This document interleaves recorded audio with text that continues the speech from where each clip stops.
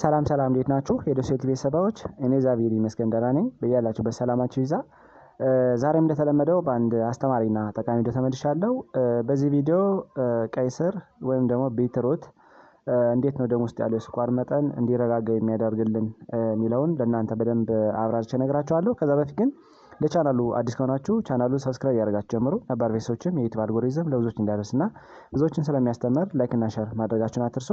አብራችን ቆዩ። ወደ ዋናው ሀሳቤ ስመለስ ቀይ ስር ደም ውስጥ ያለው የስኳር መጠን እንዲመጣጠንና በመመጣጠን በቀላሉ ለአይነቱ የስኳር በሽታ እንዳንጠቃ የሚያደርግ እጅግ በጣም አስፈላጊ የሆነ አትክልት ነው ማለት ነው። በተለይ ደግሞ በልኩና በመጠኑ የምንጠቀመው ከሆነ በውስጡ እጅግ በጣም አስፈላጊ የሆኑ ንጥረ ነገሮችን ለምሳሌ ፋይበር ወይም ደግሞ አሰርን ይዟል፣ ናይትሬት ይዟል፣ እንዲሁም ደግሞ ጸረ ሙቀታማ ኬሚካሎችን ወይም ደግሞ አንቲኦክሲዳንቶችን በደንብ አጭቆ ስለያዘ ደም ውስጥ ያለው የስኳር መጠን እንዲረጋጋ ከሚያደርጉ አትክልቶች ወይም ምግቦች አንዱ ነው ማለት ነው። ጤነኛ የሆኑ ሰዎች የስኳር መጠናቸው እንዲመጣጠንና እንዲሁም ደግሞ ስኳር ያለባቸው ሰዎች ስኳርን ተከትሎ ሊመጣ የሚችለውን ውስብስብ የሆነ የጤና ችግር ወይም ደግሞ ኮምፕሊኬሽን እንዳይከሰት በማድረግ እጅግ በጣም አስፈላጊ የሆነ አትክልት ነው ማለት ነው። በተለይ ደግሞ ስኳር በሽታ ሲኖር ብዙ ጊዜ ስኳርን ተከትሎ የሚመጡ የሚችሉ ለምሳሌ የልብ ህመም፣ የነርቭ ችግር፣ ስትሮክ እና አይን ላይ ጉዳት ይፈጠራልና ይህ ጉዳት እንዳይፈጠር ኮምፕሊኬሽኖችን ሚኒማይዝ በማድረግ የሚታወቅ አትክልት ነው ማለት ነው።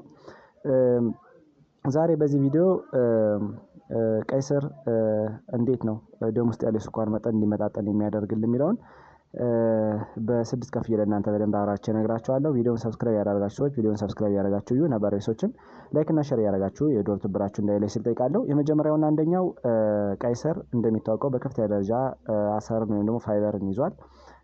አሰር ወይም ደግሞ ፋይበር እንደሚታወቀው በተለይ ደግሞ የካርቦሃይድሬትን ወይም የሱጋርን መመጠጥ ዝቅ ስለሚያደርግና አጠቃላይ በተለይ ደግሞ ደም ውስጥ ያለው የስኳር መጠን ሬጉሌት እንዲያደርግ እጅግ በጣም ትልቅ ሚና አለው። በተለይ ደግሞ ደም ውስጥ ያለው የስኳር መጠን ግራጁዋሊ ስለሚጨምር ቀይ ስርን ከተጠቀምን በኋላ በቀላሉ ከፍ እንዳይል ያደርጋል። ወይም ደግሞ ከተመገብነው በኋላ ደም ውስጥ ያለው የስኳር መጠን በከፍተኛ ደረጃ ራይዝ አያደርግም ማለት ነው። ያ ማለት ዝቅተኛ የሆነ ግላይሴሚክ ኢንዴክስ ስላለው በቀላሉ ደም ውስጥ ያለው የስኳር መጠን ራይዝ እንዲያደርግ የሚያደርግ አትክልት ነው ማለት ነው። በተለይ ደግሞ የኢንሱሊን ሴንሲቲቪቲን ኢኒሼት ስለሚያደርግና አጠቃላይ የኢንሱሊን ሪሴፕተሮች በደንብ ግሊኮስ እንዲጠቀሙ ስለሚያደርግ በቀላሉ ወደ ማስል ሴሎችና ጡንቻዎቻችን እንዲሄዱ ያደርጋል ማለት ነው።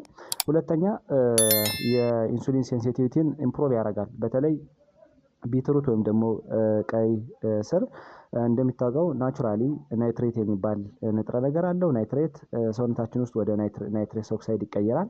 ናይትረስ ኦክሳይድ እንደሚታወቀው ደም ስሮችን ሪላክስ በማድረግ ወይም ደግሞ በመለጠጥ እንዲሰፉ ያደርጋል። በዛ ሂደት በቀላሉ ጡንቻዎቻችን የደም ዝውውሩን ስለሚያሻሽልና ደም ፍሎው ኢምፕሩቭ ስለሚያደርግ አጠቃላይ ጡንቻዎቻችን፣ ሴሎቻችንና አጠቃላይ ሰውነታችን ውስጥ ያሉ እንደ ኢነርጂ በመጠቀም አጠቃላይ ግሉኮስ እንዳይበዛ ደም ስር ላይ ያደርጋሉ ማለት። በዛ ሂደት በቀላሉ ኢንሱሊን ሬዚስታንስ እንዳይፈጠርና አጠቃላይ ካውንተር ሬጉላቶሪ ሆርሞን ብለን የምንጠራቸው ለምሳሌ እንደ ካተኮላማይን፣ ግሉካጎን የመሳሰሉ ሆርሞኖች ሬዚስታንስ እንዳይፈጥሩ በማድረግ ለአይነቱ የስኳር በሽታ በቀላሉ እንዳንጠቃ ያደርጋል ማለት ነው። በተለይ ደግሞ የደም ዝውውርን ስለሚያሻሽልና ደም ዝውውር ሲሻሻል ደግሞ ሴሎቻችን፣ ጡንቻዎቻችን በአግባቡ ግሉኮስን እንዲጠቀሙ ወይም ደግሞ ሪአፕቴክ እንዲያደርጉ ያደርጋል ማለት። በዛ ሂደት ለአይነቱ የስኳር በሽታ ተጋላጭነታችን በመቀነስ እንዲሁ ደግሞ ፕሪዲያቤቲክ የሆኑ ሰዎችም በቀላሉ ወደ ዲያቤቲክ እንዳይቀየር በማድረግ እጅግ በጣም ተመራጭ የሆነ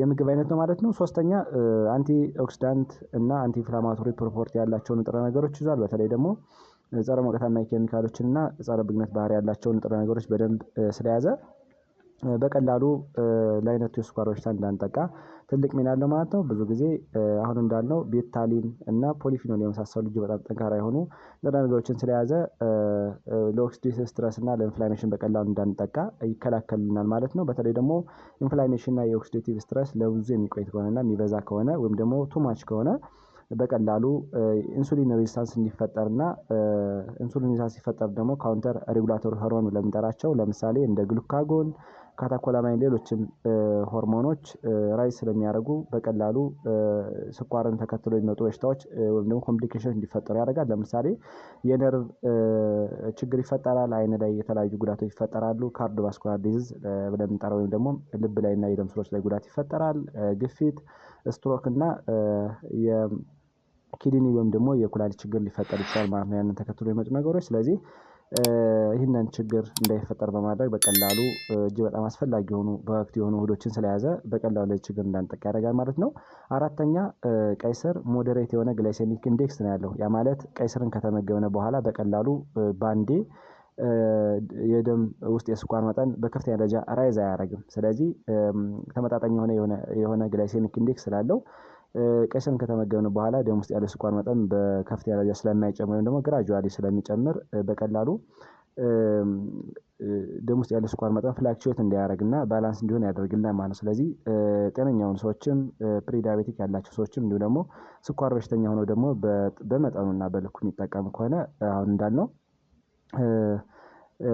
የተለያዩ ኮምፕሊኬሽን እንዳይፈጠሩና ጤነኛውን ሰዎችም ለፕሪዳያቤቲክን እንዳይጠቁ እንዲሁም ደግሞ ፕሪዳያቤቲክ ወይም ደግሞ ወደ ዲኤም እንዳይቀየርባቸው ለማድረግ በጣም ተመራጭ የሆነ የምግብ አይነት ነው ማለት ነው። አምስተኛ የደም ግፊትን ወይም ደግሞ ብለድ ፕሬሸርን ኮንትሮል ያደርግልናል። በተለይ የደም ግፊት አንዱ ስኳር በሽተኞች የተለያዩ ችግሮች ኮምፕሊኬሽን እንዲፈጠርባቸው ከሚያደርጉ ነገሮች አንዱ ነው እና በተለይ ደግሞ ቅድም እንዳልነው ቀይ ስር በውስጡ ናይትሬት የሚባል ንጥረ ነገር አለው። ናይትሬት ደግሞ ወደ ናይትረስ ኦክሳይድ ይቀየራል። ናይትረስ ኦክሳይድ እንደሚታወቀው ሃይፖቴንሽን ፕሮፐርቲ አለው። ያ ማለት ግፊትን ዝቅ ያደርጋል ወይም ደግሞ የደም ግፊት ከፍ እንዳይል ያደርጋል ማለት። በዛ ሂደት እንዴት ነው ሊያደርግ የሚችለው የሚለውን ስናይ በተለይ ደግሞ ብለድ ፍሎውን ያሻሽላል ወይም ደግሞ የደም ዝውውርን ያሻሽላል። እንዲሁም ደግሞ የደም ስሮች ወይም ደግሞ ብለድ ቬዝል እያልን የምንጠራቸው እንዲለጠጡና ሪላክስ እንዲሆኑ ያደርጋል። በዛ ሂደት በቀላሉ ግፊት እንዳይፈጠር ያደርጋል ማለት ነው። ስለዚህ ግፊትን ተከትሎ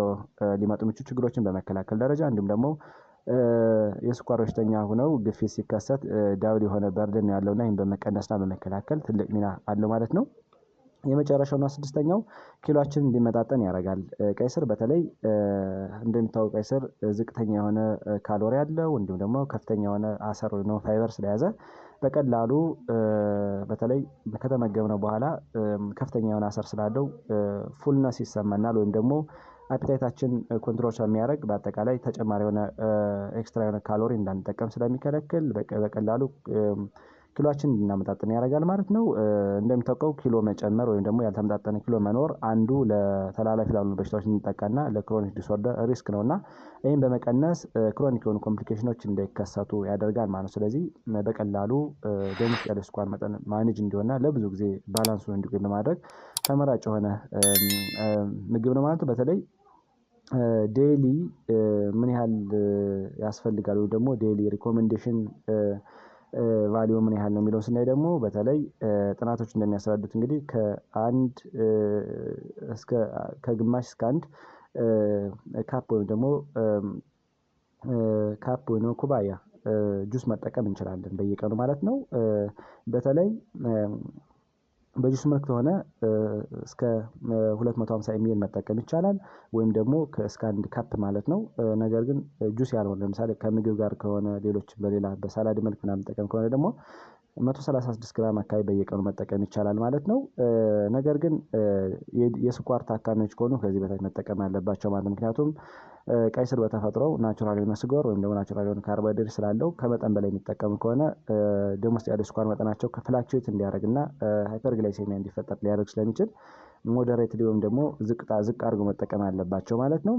በተለይ ቀይ ስርን በጥሬው መጠቀም ይቻላል። እንደ ጁስ በመጠቀም ከተለያዩ ነገሮች ጋር በመጨመር በወጥ መልክ በመስራት እና አጠቃላይ በመጥበስ ሮስትድ በማድረግ ብንጠቀመው እጅግ በጣም አስፈላጊ የሆነ ንጥረ ነገር ነው ማለት ነው። ስለዚህ ቀይ ስር በውስጡ ናይትሬት የሚባል ንጥረ ነገር በደንብ ስለያዘ ናይትሬት ደግሞ ሰውነታችን ውስጥ ወደ ኮንቨርት ይደረጋል ወደ ናይትረስ ኦክሳይድ። ናይትረስ ኦክሳይድ እንግዲህ እጅግ በጣም አስፈላጊ ነው። በተለይ ደግሞ ደም ውስጥ ያለውን የስኳር መጠን በማመጣጠን አጠቃላይ የኦክሲጅን ኮንሳምፕሽናችን በከፍተኛ ደረጃ ስለሚያሻሽል እና በአጠቃላይ የተሻለ የደም ዝውውር እንዲኖረንና በአግባቡ በተለይ ደግሞ ሆሞግሎቢን እያልን የምንጠራው በደንብ ኦክሲጅን እና ምግብን ተሸክሞ ሴሎቻችን በአግባቡ እንዲዳረስና እንዲያገኙ በማድረግ ተመራጭ የሆነ እንትን ማለት። ስለዚህ በተለይ ደግሞ ከስፖርታዊ እንቅስቃሴ በኋላ እና እንዲሁም ደግሞ የአካል ብቃት እንቅስቃሴ የሚሰሩ ሰዎች ብዙ ጊዜ የሚመገቡት ውጤታማ እንደሚሆኑ ብዙ ጥናቶች ያስረዳሉ ማለት ነው። በተለይ ደግሞ ክሮኒክ ዲስኦርደር እያልን የምንጠራቸው ችግሮች አሁን የጠቀስነው የስኳር በሽታ፣ የደም ግፊት፣ ስትሮክ እና ሌሎችም እነዚህ ተከተሉ የመጡ ችግሮችን በመቀነስ ደረጃ ትልቅ ሚና አለው ማለት ነው። በዚህ ቪዲዮ ቀይ ስር እንዴት ነው ደም ውስጥ ያለውን የስኳር መጠን የሚያረጋጋል የሚለው ለእናንተ በደንብ አብራርቼ ነገርኳችሁ። እናንተም አሪፍ ግንዛቤ አግኝታችኋል ብዬ አስባለሁ። ለሌሎች እንዲደርስ በጎነት ለራስ ነው በሚለው ላይክ እና ሼር አድርጉት። እንዲሁም ቀጣይ የሚለቃቸው ቪዲዮዎች ለእናንተ እንዲደርሳችሁ የደወል ምልክቱን መጫን አትርሱ። አመሰግናለሁ። ባይ ባይ።